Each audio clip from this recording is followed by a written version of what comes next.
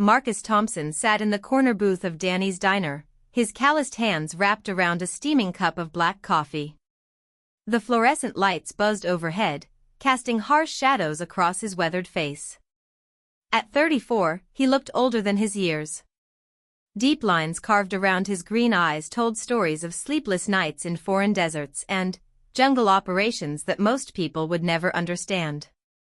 The diner was nearly empty at 11 o'clock on a Tuesday night. Only a few truckers occupied the other booths, their conversations mixing with the clatter of dishes from the kitchen.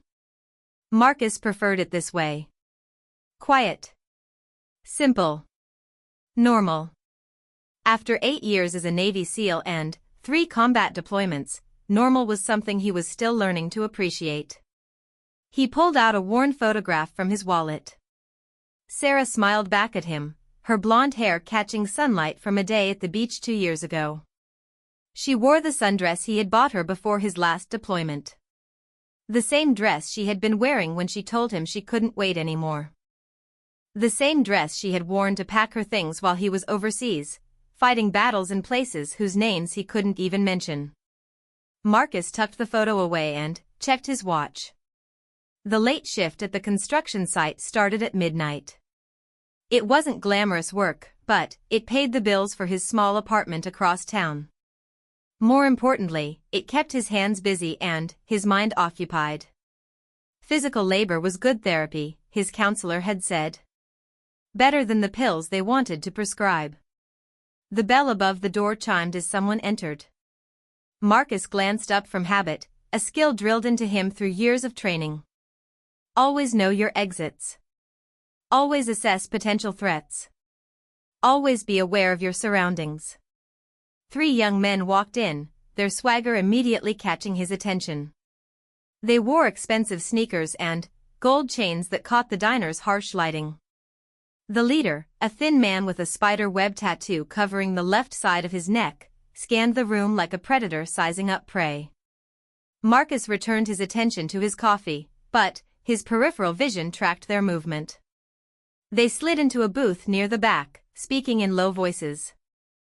The waitress, an older woman named Betty who had been working the night shift for 20 years, approached their table with menus.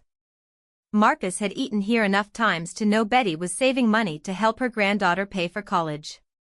"We don't need menus, lady," the leader said, his voice carrying across the quiet diner. "Just bring us 3 coffees and mind your own business."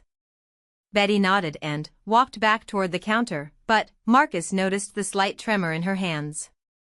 He had seen that reaction before, in villages overseas when civilians sensed danger but tried to act normal.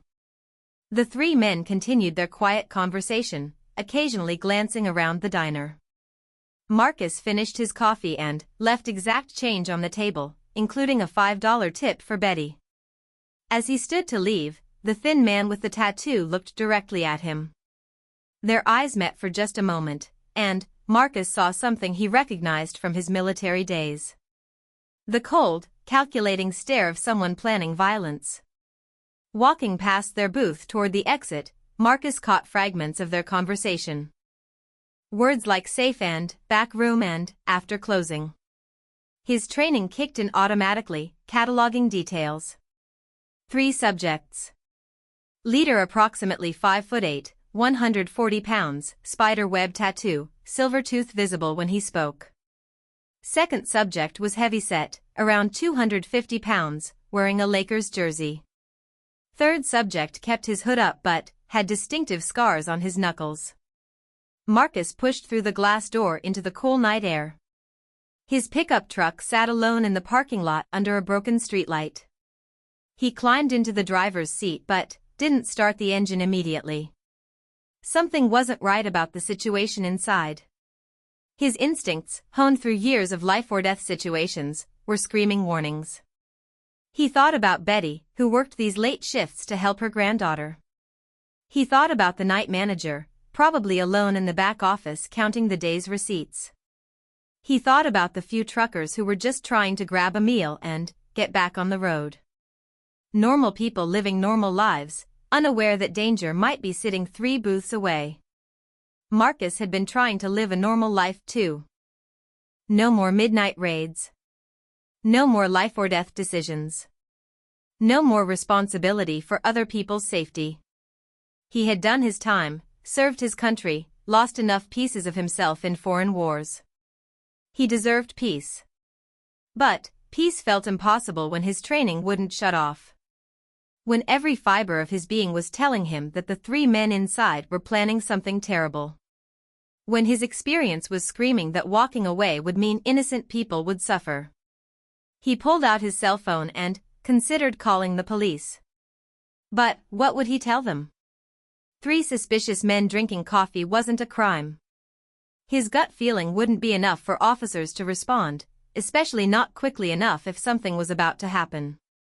Marcus sat in his truck for 10 minutes, wrestling with the decision. The rational part of his mind said to drive away. Go to work. Let someone else handle whatever might or might not happen. He wasn't a soldier anymore. He wasn't responsible for protecting everyone around him. But then, he remembered his team leader's words from his first deployment: "We don't fight because we hate what's in front of us. We fight because we love what's behind us." Tonight, what was behind him was a grandmother working to help her family, truckers just trying to make a living, and a night manager who probably had his own family depending on him coming home safe. Through the diner's large windows, Marcus could see the 3 men still sitting in their booth. The leader was checking his watch repeatedly. The heavy-set man kept glancing toward the kitchen and back office area. The third man had positioned himself where he could watch both the front door and the parking lot. Marcus recognized the positioning immediately. It was textbook preparation for a robbery. They were waiting for something, probably for the few remaining customers to leave. Danny's diner stayed open until 2 in the morning, and the night shift manager usually did the cash count around midnight when things were slowest. His hands gripped the steering wheel tighter as he watched Betty refill their coffee cups. She moved with the practiced efficiency of someone who had been waitressing for decades, but Marcus could see the tension in her shoulders. She felt it too, the predatory energy radiating from their table. The last trucker finished his meal and left, his 18-wheeler rumbling to life in the parking lot. Now only Betty, the night manager, and the 3 suspicious men remained inside. The perfect setup for a robbery that could easily turn violent if anyone resisted or if something went wrong. Marcus thought about Sarah's last words to him before she left. "You can't save everyone, Marcus. Sometimes you have to save yourself." She had been talking about his inability to let go of his military mindset, his constant need to be the protector, the one who stood between danger and innocent people. Maybe she was right. Maybe he couldn't save everyone. Maybe the smart thing was to drive away, go to work, and hope that nothing bad happened. Let the police handle it when someone called 911 after the fact.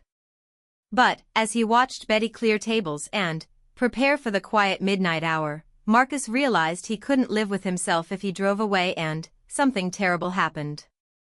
Some battles you fought because you had to. Others you fought because you chose to. Tonight, he was choosing. Marcus turned off his truck and quietly closed the driver's door. He walked around to the back of his pickup and opened the toolbox mounted behind the cab. Inside, wrapped in an old towel, was a Glock 19 pistol. He had carried it during his final deployment and had legally purchased it when he returned to civilian life. His concealed carry permit was current, though he rarely carried the weapon anymore. Tonight felt different. He checked the magazine and chambered a round, then tucked the pistol into the waistband of his jeans under his jacket. The weight of it felt familiar, like putting on an old pair of boots. His body remembered the training even when his mind wanted to forget. Marcus walked back toward the diner, his movements casual and relaxed. Years of tactical training had taught him how to appear non-threatening while maintaining complete readiness for action. He pushed through the glass door and heard the bell chime again. The 3 men looked up as he entered. The leader's eyes narrowed slightly, recognizing him from before. Marcus nodded politely and walked to the counter, taking a seat on one of the rotating stools. "Forget something, honey?" Betty asked, approaching with the coffee pot. "Yeah," Marcus said with a smile. "I forgot I was still hungry. Could I get a piece of that apple pie I saw in the display case?" Betty smiled and cut him a generous slice. As she set it down in front of him, Marcus spoke quietly. "Betty, I need you to listen carefully without reacting. In about 5 minutes, I want you to go to the back office and ask the manager to call 911. Tell him there are 3 men planning to rob the diner." Betty's hand froze on the coffee pot, but she didn't look toward the booth where the men sat. Years of waitressing had taught her how to listen without appearing to. "Are you sure?" she whispered. Marcus took a bite of pie and nodded slightly. "Very sure. Go to the back office now, tell the manager what I said, and both of you stay there no matter what happens out here." Betty nodded and walked toward the kitchen, moving with purpose but not panic. Marcus watched her disappear through the swinging doors that led to the back office area. The 3 men noticed her departure and began shifting in their seats. The leader checked his watch again and whispered something to his companions. They began to move, sliding out of their booth with practiced coordination. The heavy-set man positioned himself near the front door while the leader and the 3rd man approached the counter. Marcus continued eating his pie, his body language relaxed but his mind calculating distances, angles, and response times. The leader stopped 3 feet away from his stool. "Kitchen's closed," the man said, his voice carrying a veiled threat. Marcus looked up and smiled. "That's okay. The pie's plenty good." The leader moved closer, and Marcus could smell alcohol and marijuana on his breath. "I think you should leave now." Marcus set down his fork and rotated his stool to face the man directly. For the first time since entering, he let his true nature show in his eyes. 8 years of combat training and 3 combat deployments had taught him how to project controlled violence without saying a word. "I think I'll finish my pie first," Marcus said quietly. The leader took a step back, suddenly uncertain. Something in Marcus's voice and posture had triggered an instinctive warning in the younger man's mind. Predators recognized apex predators, even when they didn't understand what they were seeing. "You don't know what you're dealing with here, old man," the leader said, but his voice lacked the confidence from earlier. Marcus smiled and took another bite of pie. "Actually," he said calmly, "I think you're the ones who don't know what you're dealing with." The tension in the diner ratcheted up several notches as the 3 men realized their easy target had suddenly become something else entirely. They had expected frightened civilians and an easy score. Instead, they were facing someone who showed no fear and radiated a quiet confidence that spoke of serious training and experience. The leader's hand moved towards something concealed under his jacket, and Marcus's body coiled like a spring. The next few minutes would determine whether this ended peacefully or violently. But either way, Marcus Thompson was exactly where he needed to be, standing between predators and innocent people. Some habits died hard. Some training never faded. And, sometimes, when evil showed its face, good men had no choice but to respond with controlled violence of their own. The silence stretched between them like a taut wire ready to snap. Marcus could feel the shift in atmosphere as the 3 men realized their carefully planned robbery was about to become something entirely different. The leader's hand hovered near his jacket, fingers twitching with indecision. The heavy-set man by the door had gone rigid, no longer the casual muscle but a cornered animal sensing danger. Marcus took another deliberate bite of his apple pie, his movements slow and controlled. Every gesture was calculated to project calm while his body remained coiled and ready. In the special operations community, this was called soft ready, appearing relaxed while maintaining complete tactical awareness and instant response capability.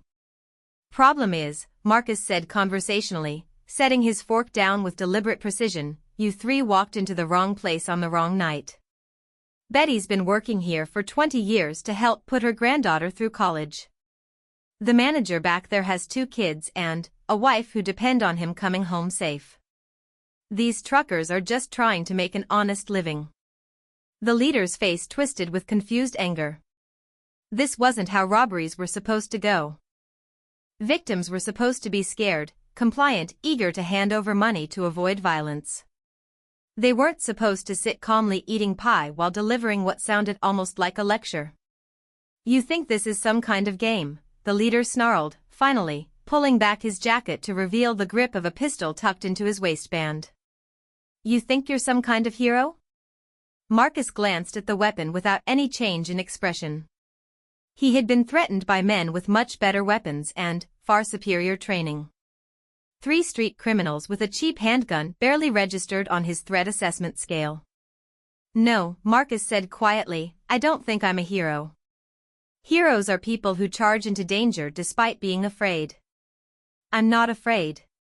The third man, who had been silent until now, whispered urgently to his leader. "Man, something's not right about this dude. Look at his eyes. Look at how he's sitting." The leader ignored his companion's warning, his pride wounded by Marcus's casual dismissal of their threat. "Maybe you'll be afraid when I put a bullet in your head." Marcus rotated his stool slightly, a movement that appeared casual but actually improved his angle of attack while creating a clear line of sight to all 3 targets. His right hand rested naturally near his hip, inches from his concealed weapon. "Before you do that," Marcus said conversationally, "let me tell you a story. 3 years ago, I was in a place called Helmand Province. My team was tasked with eliminating a high-value target who had been manufacturing IEDs that killed dozens of coalition forces. We tracked him to a compound in the middle of nowhere." The 3 men exchanged glances.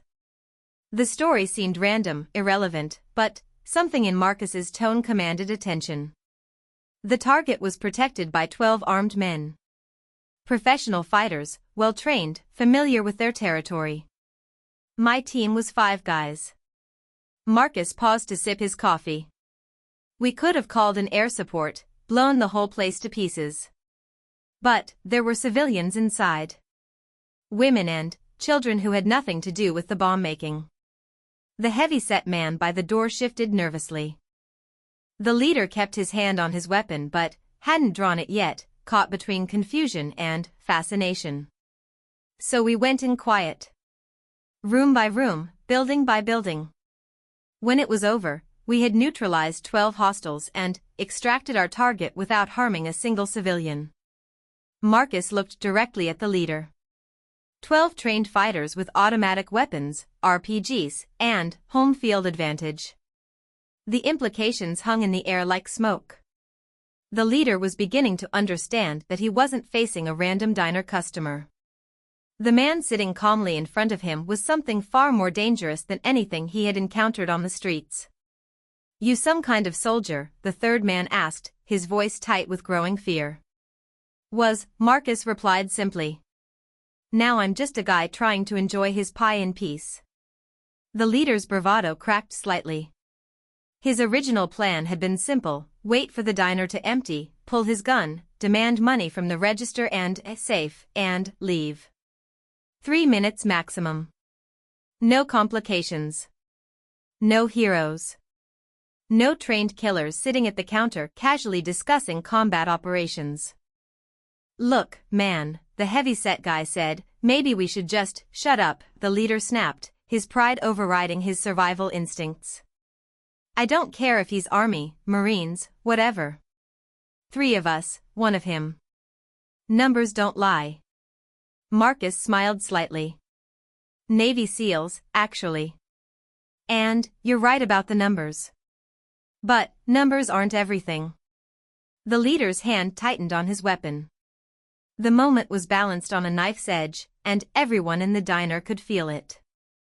Through the kitchen's service window, Marcus caught a glimpse of Betty and the night manager huddled together, probably on the phone with 911.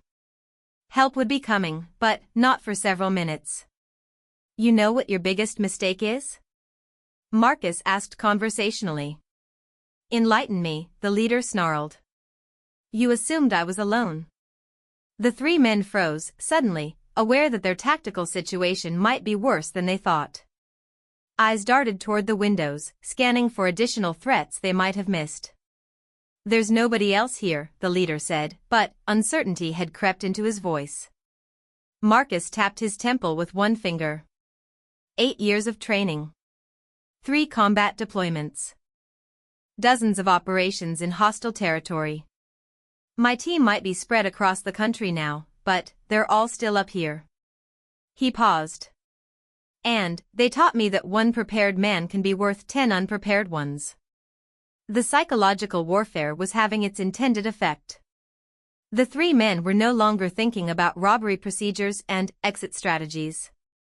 They were thinking about the fact that they had stumbled into a confrontation with someone who casually discussed eliminating 12 armed fighters like it was a routine day at the office. The leader tried to regain control of the situation.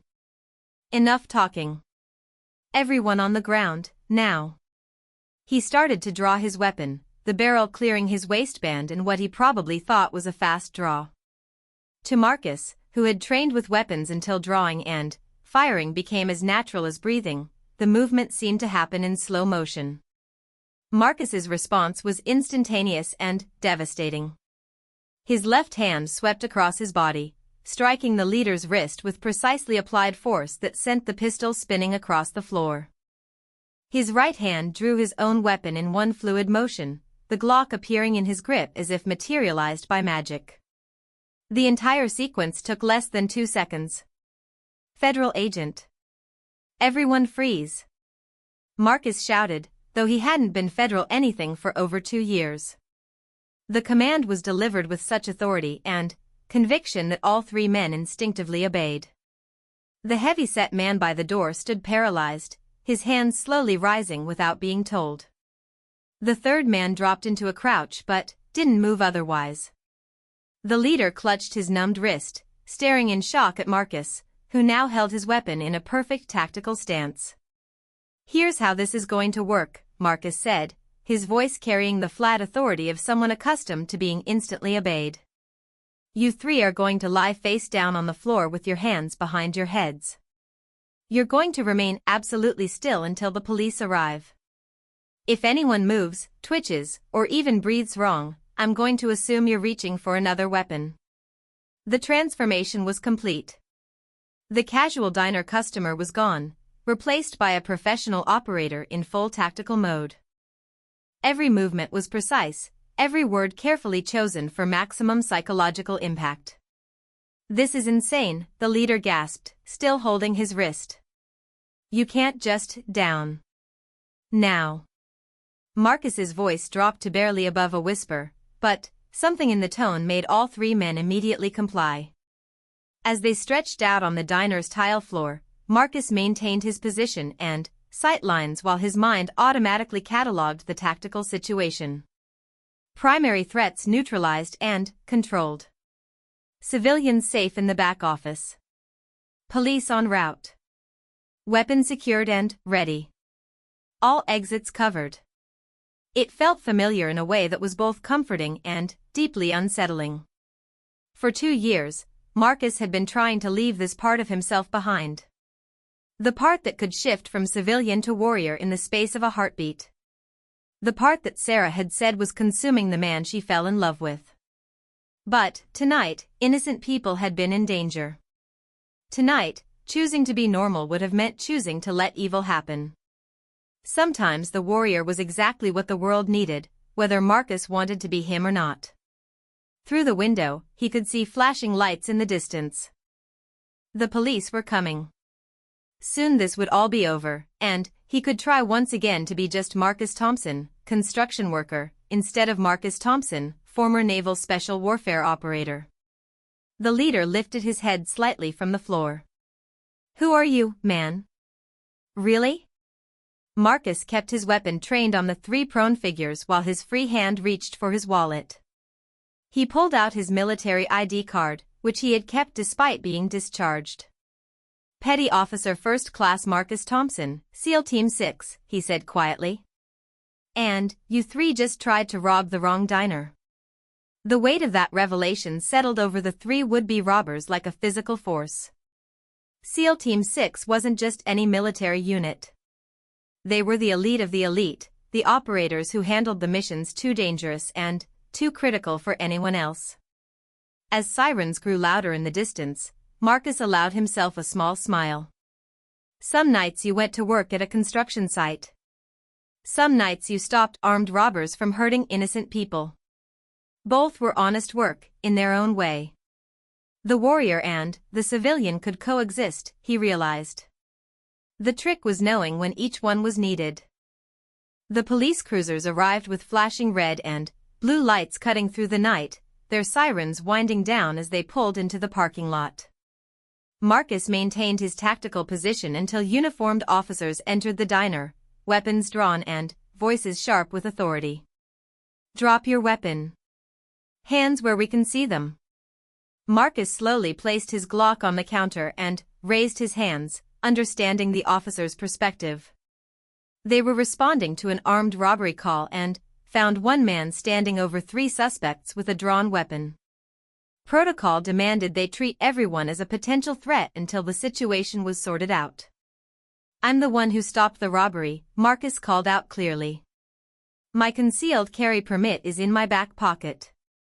These three were planning to rob the diner. The lead officer, a veteran with sergeant stripes and gray at his temples, approached cautiously. "What's your name?" "Marcus Thompson. Betty and the night manager are in the back office. They can confirm what happened." While two officers maintained cover positions, the sergeant holstered his weapon and carefully retrieved Marcus's permit and identification. His eyebrows rose as he examined the military ID card. "SEAL Team 6, the sergeant asked quietly. "Former," Marcus clarified. "Been out for 2 years. The sergeant's entire demeanor shifted. Like many police officers, he had deep respect for military service, especially elite units. "Thank you for your service. Can you tell me what happened here?" As additional units arrived and crime scene technicians began their work, Marcus provided a detailed account of the evening's events. The three suspects were handcuffed and loaded into separate patrol cars, their earlier bravado completely deflated. Detective Linda Rodriguez arrived 20 minutes later, a sharp-eyed woman in her 40s with the tired look of someone who had seen too many late-night crime scenes. She interviewed Marcus separately, taking careful notes as he described his observations and actions. "You said you recognized their positioning as preparation for robbery," Detective Rodriguez said. "That's pretty specific." Marcus nodded. Force protection training covers threat assessment in civilian environments.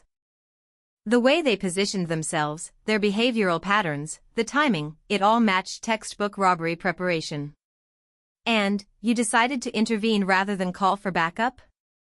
"I called for backup by having Betty contact 911. But, these situations can go bad quickly. If they had moved before you arrived, people could have been hurt or killed." Detective Rodriguez studied his military record, which the desk sergeant had pulled up on his laptop. "Says here you received 3 Bronze Stars and a Silver Star. That's not typical for most service members." Marcus shifted uncomfortably. He didn't like discussing his decorations. "I did my job." "Your job included some pretty intense situations, according to this. Afghanistan, Iraq, Syria. Multiple classified operations." She looked up from the screen. "You've seen real combat?" "Yes, ma'am."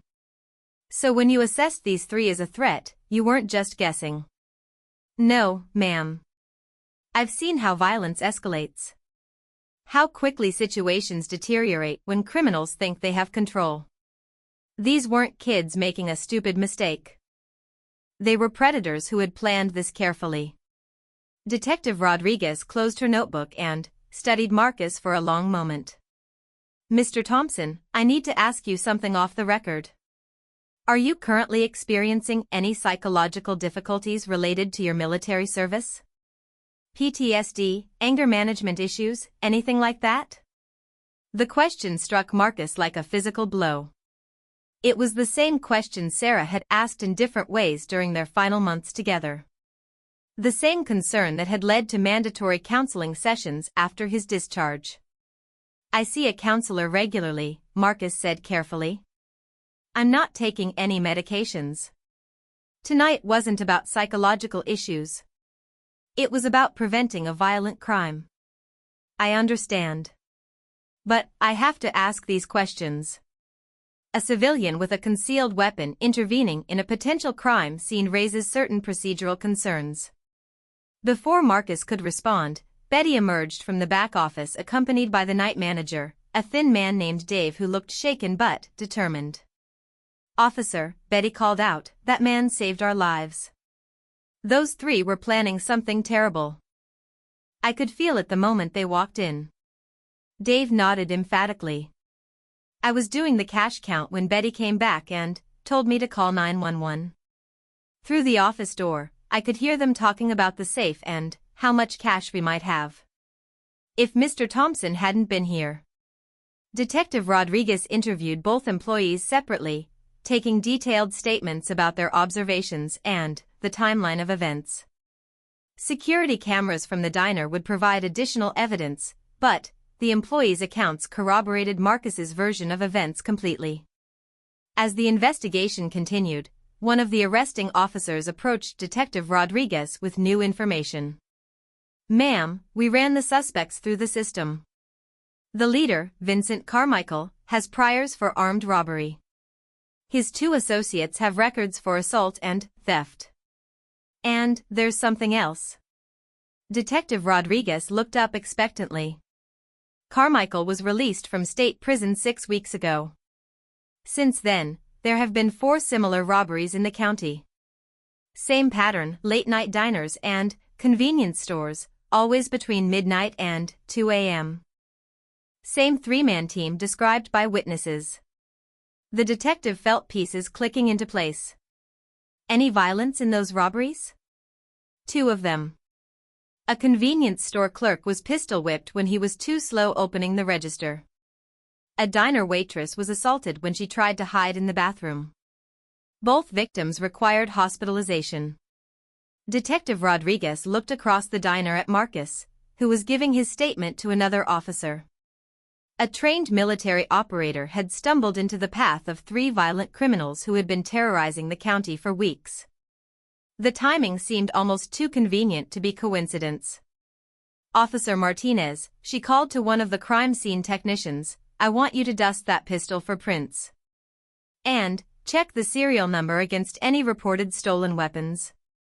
As the investigation expanded, it became clear that Marcus had prevented far more than a simple robbery. The 3 suspects were part of a crime spree that had been escalating in violence. Their next target might have been seriously injured or killed if the robbery had proceeded as planned. Around 2 in the morning, Detective Rodriguez approached Marcus, who was sitting in his truck in the parking lot, having been told he could leave but might be contacted for follow-up questions. "Mr. Thompson," she said, "I wanted to thank you personally. These 3 have been hitting businesses across the county for weeks. Tonight might have been their worst attack yet." Marcus rolled down his window. "Just glad everyone's safe. I've been doing this job for 15 years, the detective continued. I've seen what happens when violent criminals think they have easy targets. What you did tonight took real courage." "It wasn't courage," Marcus said quietly. "Courage is being afraid and doing the right thing anyway. I wasn't afraid." Detective Rodriguez studied his face in the dim light from the parking lot. "Maybe that's what made you the right person to be here tonight." As she walked back toward the diner, Marcus sat in his truck thinking about the evening's events. His cell phone buzzed with a text message from his counselor, Dr. Patricia Williams, who had been checking in regularly since his last session. "How are you doing tonight? Remember what we discussed about finding healthy ways to channel your protective instincts?" Marcus stared at the message for a long moment before typing back, "Had an interesting evening. Think I'm learning to find the balance." Dr. Williams had been working with him for 8 months, helping him navigate the transition from military to civilian life. She understood the unique challenges faced by special operations veterans, the hypervigilance, the constant tactical awareness, the difficulty turning off the warrior mindset. "Your training and instincts aren't disabilities," she had told him during one session. "They're tools that served you well in military contexts. The challenge is learning when and how to use them in civilian life." Tonight had been a perfect example of what she meant. His tactical training had allowed him to recognize a threat that others might have missed. His combat experience had given him the confidence and skills to intervene effectively. His military discipline had helped him control the situation without unnecessary violence. But there was something else, something he was only beginning to understand. For the first time since his discharge, he felt like his military training had served a purely positive purpose in civilian life. He wasn't fighting foreign enemies or following orders from distant commanders. He was protecting his community, standing between predators and innocent people. Marcus started his truck and drove through the quiet streets toward his apartment. The construction site would have to wait until tomorrow night. His supervisor would understand when Marcus explained why he hadn't shown up for work. As he parked outside his building, Marcus realized something had changed inside him tonight. For 2 years, he had viewed his military training as something to be overcome, a barrier to normal civilian life. Sarah had encouraged this thinking, suggesting that his warrior identity was incompatible with peaceful relationships and domestic happiness. But tonight had shown him that the warrior and the civilian could coexist. The trick was understanding when each identity was needed. Most nights, Marcus Thompson, the construction worker, was exactly who he needed to be. But some nights, when evil walked into a small diner and threatened innocent people, Marcus Thompson, the Navy SEAL, was the right man in the right place. His phone buzzed again, this time with a call from an unknown number. Marcus hesitated before answering. "Mr. Thompson?" The voice was unfamiliar but professional. "This is Special Agent Jennifer Chen with the FBI. I understand you were involved in an incident tonight that resulted in 3 arrests." Marcus sat up straighter in his truck. "Yes, ma'am. I'd like to speak with you tomorrow if possible. The suspects you apprehended tonight may be connected to a larger investigation we're conducting. Your military background and observations could be very helpful." "What kind of investigation?" "I'd prefer to discuss that in person. Would you be available to meet at our field office tomorrow afternoon?" Marcus looked back at the diner, where crime scene lights still illuminated the parking lot. Somehow, he suspected his quiet civilian life was about to become much more complicated. "Yes, ma'am," he said. "I'll be there." Marcus arrived at the FBI field office at exactly 2 o'clock the following afternoon, wearing his best civilian clothes, clean jeans, a button-down shirt, and boots that had seen better days. The building was a modern glass structure downtown, all sharp angles and reflective surfaces that seemed designed to intimidate visitors. Special Agent Jennifer Chen met him in the lobby. She was younger than he had expected from her voice, probably early 30s, with intelligent dark eyes and the confident bearing of someone accustomed to authority. Her handshake was firm and professional. "Thank you for coming, Mr. Thompson. I know this is an inconvenience." She led him through security checkpoints and into an elevator that required her badge to operate. The FBI offices were exactly what Marcus expected: gray carpeting, neutral walls, and the quiet efficiency of a federal law enforcement facility. Agent Chen's office was small but organized, with case files stacked neatly on her desk and a whiteboard covered with photographs and connecting lines. Marcus recognized the photos of the 3 men from the diner, but there were dozens of others he didn't know. "Please, have a seat," Agent Chen said, gesturing to a chair across from her desk. "Can I get you coffee? Water?" "I'm fine, thank you." She opened a thick file folder and pulled out a digital recorder. I'd like to record our conversation if you don't mind. This is an ongoing federal investigation, and accuracy is important. Marcus nodded. He had been interviewed by federal agents before, during security clearance investigations for his military assignments. The process was familiar, if not comfortable. First, I want to thank you for your service, Agent Chen said. Your record is impressive. 3 combat deployments, multiple decorations for valor, specialized training certifications. You've served your country with distinction. Thank you. I also want you to know that your actions last night may have prevented more violence than you realize. Vincent Carmichael and his associates have been operating across 3 states. We believe they're responsible for at least 12 robberies, 3 assaults, and possibly 1 murder. Marcus leaned forward slightly. Murder? Agent Chen pulled out a crime scene photograph and slid it across the desk. 3 weeks ago, a convenience store clerk in Riverside was shot and killed during a robbery. Same pattern as last night, 3 suspects, late night hours, target establishment with minimal security. The photograph showed a young man, probably barely 20, lying behind a counter in a pool of blood. Marcus had seen death before, but civilian victims always affected him differently than military casualties. This was someone's son, probably working a night job to pay for school or support his family. The witness descriptions match your 3 suspects perfectly, Agent Chen continued.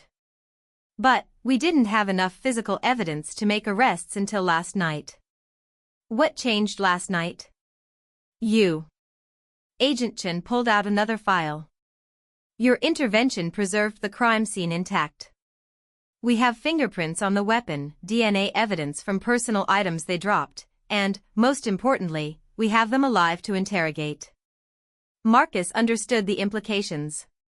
Dead suspects couldn't provide information about other crimes or potential accomplices.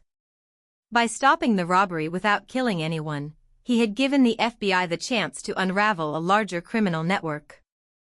There's something else, Agent Chen said.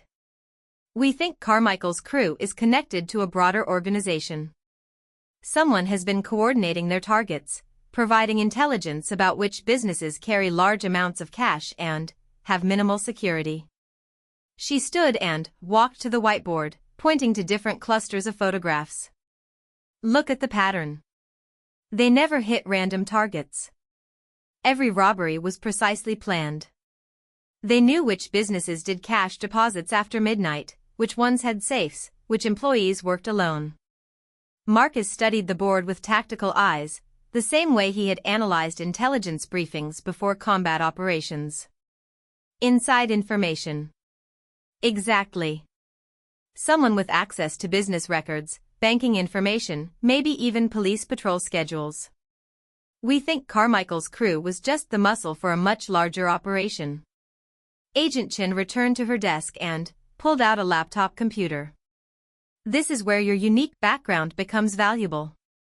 You've been trained to analyze criminal networks and operational patterns. I'd like you to look at some surveillance footage and tell me what you see. The first video showed a convenience store robbery from 2 weeks earlier. 3 figures entered wearing hoodies and baseball caps, their faces obscured. But Marcus watched their movement patterns, their positioning, their coordination. Professional, he said immediately. Look how they enter, one stays by the door for overwatch, one goes straight to the counter, one moves to cover the blind spots. That's not street criminal behavior. Someone trained them. Agent Chen nodded. Keep watching. The second video showed a diner robbery from 10 days earlier. Different location, but the same tactical approach. The suspects moved with practiced efficiency, covering angles and controlling sightlines like trained operators. This is military-style small unit tactics, Marcus said. Basic fire team movement adapted for robbery operations. Someone with professional training taught them this. That's what we thought too. And there's more. Agent Chen showed him financial records on her laptop screen. Each crew member received exactly $2,000 after every successful robbery, regardless of how much they actually stole. The rest of the money disappeared. Marcus frowned. Equal pay distribution. That suggests command structure and discipline. Street crews usually fight over money splits. We think someone is recruiting small crews like Carmichael's, training them in basic tactics, and using them to fund a larger operation. The robberies aren't about the money, they're about generating untraceable cash flow. The implications were disturbing. Marcus had seen similar patterns overseas, where terrorist organizations used criminal enterprises to fund their operations. But this was happening in American cities, targeting American civilians. "What do you need from me?" Marcus asked. Agent Chen leaned back in her chair. Vincent Carmichael agreed to cooperate in exchange for a reduced sentence. He's scared, probably because his handlers won't appreciate him getting caught. He's willing to provide information about his training and contacts. But he won't talk to FBI agents. Claims were part of the system that failed him. He specifically asked to speak with the soldier who captured him. "Apparently, you made quite an impression last night." Marcus considered the request. Getting involved in an active federal investigation would complicate his carefully constructed civilian life. But the image of the murdered convenience store clerk stayed in his mind. When would this happen? Tomorrow morning. Federal holding facility downtown. 1 hour maximum, and you'd be completely protected legally. Anything you discover would be handled through proper channels. Marcus thought about his counselor's words about finding healthy ways to channel his protective instincts. This was different from last night's spontaneous intervention. This was a conscious choice to use his military training in service of civilian law enforcement. "I'll do it," he said. Agent Chen smiled for the first time during their meeting. "Thank you. This could break open a case we've been working for 8 months. As Marcus prepared to leave, Agent Chen handed him a business card. "Mr. Thompson, I hope you'll consider something. The FBI has consulting contracts with former military personnel who have your background and skills. The pay is good, the work is important, and it might be a better fit than construction work." Marcus pocketed the card without committing to anything. "I'll think about it." Driving home, Marcus called Dr. Williams to schedule an emergency session. The events of the past 24 hours had shifted something fundamental in his understanding of himself and his place in civilian society. "Marcus," Dr. Williams said when he arrived at her office that evening, "you sound different on the phone. More focused." He told her about the diner incident and his meeting with Agent Chen. Dr. Williams listened without interruption, occasionally taking notes but mostly just observing his body language and tone. "How do you feel about everything that's happened?" she asked when he finished. Marcus thought carefully before answering. "For the first time since I got out, I feel like my training served a purely good purpose. No politics, no questionable orders, no collateral damage. Just protecting innocent people from predators." "And, tomorrow? How do you feel about interviewing this suspect?" "Nervous," Marcus admitted. "But also purposeful. Like maybe there's a way to use what I learned in the military to help people here at home." Dr. Williams nodded thoughtfully. "Marcus, I want you to consider something. You've been treating your military identity and your civilian identity as separate, conflicting parts of yourself. But maybe they don't have to be in conflict." "What do you mean?" "You became a Navy SEAL because you wanted to protect people and serve something larger than yourself. Those motivations haven't changed. Maybe the question isn't how to stop being a warrior. Maybe it's how to be a warrior in service of your community." That night, Marcus lay awake thinking about her words. He thought about Sarah's departing message that he couldn't save everyone. But maybe he didn't need to save everyone. Maybe he just needed to save the ones he could, when he could, with the tools he had been given. His phone buzzed with a text message from an unknown number. Heard about last night. Proud of you. Stay safe.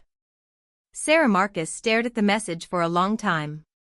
Sarah had left because she couldn't live with the constant tension of loving someone who carried violence as a professional tool. But, maybe she understood, better than he had given her credit for, that some people were called to stand between darkness and light. Tomorrow he would sit across from Vincent Carmichael and try to extract information that might prevent future violence. He would use skills learned in interrogation training to protect innocent civilians.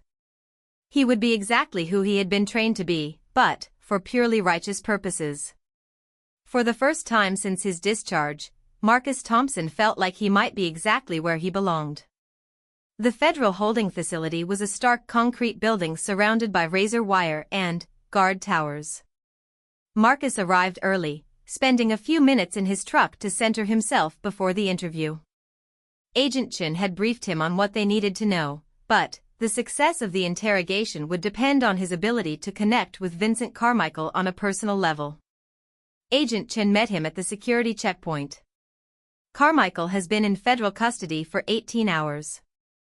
He's scared, confused, and starting to realize that his arrest has put him in serious danger from whoever was running his crew. They walked through multiple security doors, each requiring badge access and biometric verification. The interrogation room was small and windowless, with cameras recording from multiple angles. A steel table dominated the center, with chairs bolted to the floor on opposite sides. Remember, Agent Chen said quietly, you're not a law enforcement officer. You can't make deals or promises about his sentence. But you can listen, and you can speak to him as one veteran to another if that connection develops naturally. Marcus nodded. How long was he in the military? Army infantry, 2 years, discharged for disciplinary problems. Never saw combat, but he completed basic training and some specialized courses before washing out. The door opened and 2 federal marshals escorted Vincent Carmichael into the room. Without his swagger and expensive clothes, he looked smaller and younger than he had in the diner. Orange jumpsuit, plastic sandals, hands cuffed to a chain around his waist. His spider web tattoo seemed pathetic rather than intimidating in the harsh fluorescent lighting. Mr. Carmichael, Agent Chen said formally, this is Marcus Thompson, the individual you requested to speak with. Carmichael looked up at Marcus with a mixture of respect and resentment. You're the guy from the diner. The one who took us down. That's right. Marcus sat down across from him, his body language relaxed but alert. I understand you wanted to talk. Agent Chen positioned herself near the door, close enough to monitor but far enough away to let Marcus take the lead. The marshals remained outside. They tell me you were some kind of super soldier, Carmichael said, studying Marcus's face. SEAL Team 6 or something. I served my country, same as you did for a while. Carmichael's expression shifted slightly. They kicked me out. Said I had attitude problems. Military life isn't for everyone. Takes a certain kind of discipline. Marcus kept his voice neutral, non-judgmental. What happened after you got out? For the next 20 minutes, Carmichael told his story. Discharge from the army, difficulty finding work, mounting bills and frustration with civilian life. It was a story Marcus had heard from too many veterans, including some he had served with. That's when I met Rodriguez, Carmichael said. Who's Rodriguez? Former Marine sergeant. Did 3 tours in Afghanistan, came back all messed up. But he knew things. Tactical stuff. How to plan operations, coordinate teams, manage risks. Marcus exchanged a glance with Agent Chen. This was the first specific information about whoever was training the robbery crews. Rodriguez taught you the techniques you used in the robberies? Carmichael nodded. He called it applied military tactics for civilian operations. Said we could use our training to level the playing field against a system that didn't care about veterans. The rationalization was familiar to Marcus. He had seen good soldiers turn to crime when they felt abandoned by the country they had served. The transition to civilian life was difficult for everyone, but, for some it became impossible to navigate alone. How many crews was Rodriguez running? I don't know for sure. Maybe 5 or 6. He kept us separated, said it was better for operational security. We only knew our own targets and timelines. What about the money? You said the FBI told you that your crew only kept a small percentage of what you stole. Carmichael's face darkened. Rodriguez took most of it. Said he was using it to fund a larger operation. Something about teaching the government a lesson for how they treat veterans. Marcus felt ice forming in his stomach. This was starting to sound less like simple criminal enterprise and more like domestic terrorism with military-trained leadership. What kind of larger operation? He never told us specifics. Just said that the robberies were phase 1. Generating operational funds and testing our abilities. Phase 2 would be more significant targets. Agent Chen leaned forward slightly. This was exactly the information they needed to expand their investigation. Vincent, Marcus said, using the man's first name to establish personal connection, I need you to think carefully. Did Rodriguez ever mention specific targets? Government buildings, military installations, anything like that? Carmichael was quiet for several moments, wrestling with the decision to provide information that would completely betray his former commander. There was something about a recruiting station, he said finally. Downtown Military Recruiting Center. Rodriguez drove past it with me one time, pointed out the security cameras, the parking situation, how many people worked there. Marcus kept his expression neutral, but internally he was calculating the implications.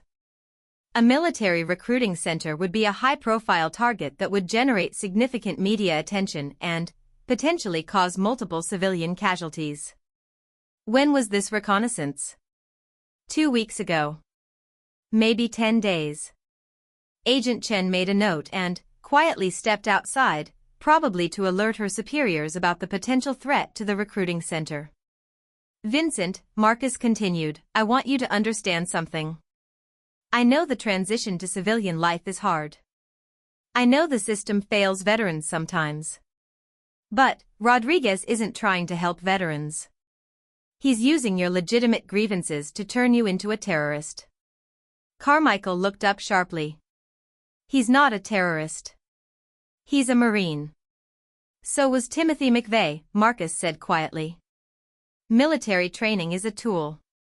It can be used to protect innocent people or to hurt them. Rodriguez is planning to hurt innocent people, and he's using veterans like you as disposable assets. The words hit Carmichael like a physical blow. Marcus could see the realization dawning that he had been manipulated by someone who understood exactly which psychological buttons to push. What happens to me now? Carmichael asked. That depends on how much help you provide in stopping Rodriguez before he escalates to worse violence. The FBI can't make your charges disappear, but cooperation usually counts for something at sentencing. Agent Chen returned to the room with a federal prosecutor, who spent the next hour taking a detailed statement from Carmichael about Rodriguez's operations, training methods, and potential targets. By the time they finished, the FBI had enough information to launch a multi-state manhunt for a domestic terrorist with military training and a network of criminal assets. Outside the facility, Agent Chen walked Marcus to his truck. That was expertly done. You got more actionable intelligence in 2 hours than we've developed in 8 months of investigation. Carmichael's not a bad guy, Marcus said. Just someone who got lost and found the wrong kind of guidance. Will you consider the consulting position I mentioned? This case shows how valuable your perspective could be. Marcus looked back at the federal facility, thinking about Carmichael sitting in a cell, about Rodriguez planning attacks against innocent civilians, about all the veterans who struggled with the transition to civilian life without proper support systems. Let me talk to my counselor, he said. But, yeah, I'm interested.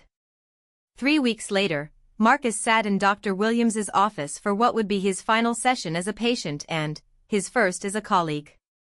The FBI had offered him a contract position as a veteran liaison and tactical consultant, helping them understand military-trained domestic terrorists and working with veteran suspects who might respond better to someone with similar background. How do you feel about this career change? Dr. Williams asked.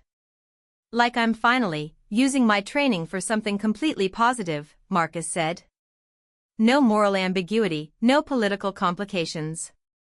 Just protecting innocent people from those who would hurt them.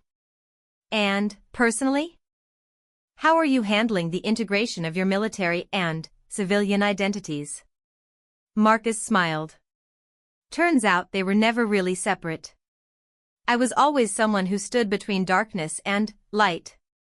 The only thing that changed was the uniform. The Rodriguez investigation had led to the arrest of 6 other former military members and the prevention of attacks on 2 military recruiting centers and a federal courthouse. Carmichael had received a reduced sentence and was participating in a veteran rehabilitation program while serving his time. Marcus's phone buzzed with a text message. Sarah again, saw the news about the terrorist arrests. Proud of what you're doing. Maybe we could get coffee sometime and talk.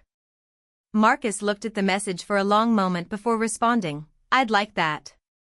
But, you should know, I'm still a warrior. I've just found the right war to fight. That evening, Marcus returned to Danny's diner for the first time since the robbery attempt. Betty greeted him with a huge smile and insisted his meal was on the house. The night manager, Dave, came out from the back office to shake his hand. You saved our lives that night, Dave said simply. Just did what needed doing, Marcus replied. As he sat in the same booth where he had first observed the would-be robbers, Marcus reflected on how much had changed in just a few weeks. He had found a way to serve his community that honored both his military training and his desire for a peaceful civilian life. He was helping prevent violence rather than causing it, protecting innocent people rather than pursuing military objectives. His phone rang. Agent Chen. Marcus, we have a situation developing in Phoenix. Former Army Ranger with PTSD has barricaded himself in his apartment with weapons and is making threats against a VA hospital. Local law enforcement is requesting our assistance, and I think your background could be crucial in resolving this peacefully. Marcus finished his coffee and left money on the table, including a generous tip for Betty. I'll be at the airport in 2 hours. Walking out into the night air, Marcus realized that he had finally found his place in the world. Some people were called to stand between civilization and chaos. Some carried the tools of violence so that others could live in peace. Some fought wars so that normal people could worry about normal things. Marcus Thompson was exactly who he had always been. The only difference was that now he understood the war he was meant to fight was here at home, protecting the innocent, helping the lost, and ensuring that those who would use military training for evil purposes would face someone who could match their skills and exceed their commitment to the mission. As he drove toward the airport for another assignment, Marcus smiled at the thought that somewhere, former Navy SEALs were living quiet civilian lives without ever having to use their training to protect anyone. He was happy for them. But he had found his true calling in the space between his warrior identity and his civilian heart, where both could serve the same righteous purpose. The warrior and the civilian had finally found peace with each other.